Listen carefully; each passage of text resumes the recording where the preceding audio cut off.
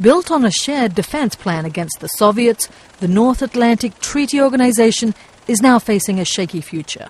The American security pact with Europe may see its days numbered, Defence Secretary Robert Gates bluntly warns, unless there is a change in NATO members' penny-pinching and lack of political will. What I've sketched out is the real possibility for a dim, if not dismal, future for the transatlantic alliance. Gates says both of NATO's current military operations, Afghanistan and Libya, show weaknesses and failures.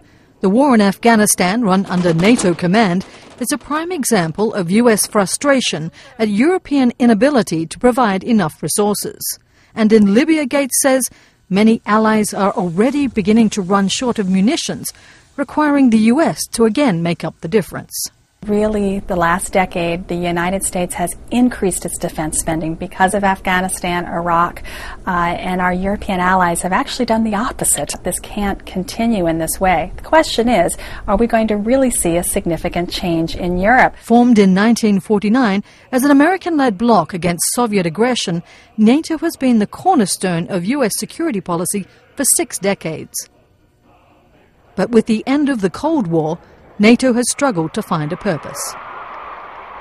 There has to be a NATO moving forward, but it can't be the NATO we have today when the U.S. represents 75% of total NATO defense spending and Europe only represents 25%.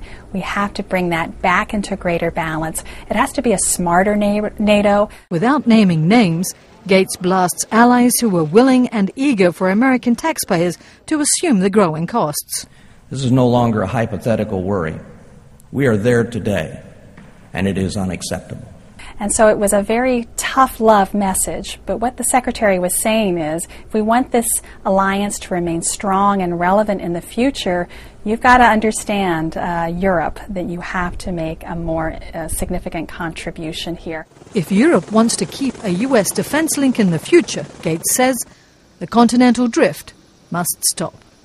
Tracy Brown, The Associated Press.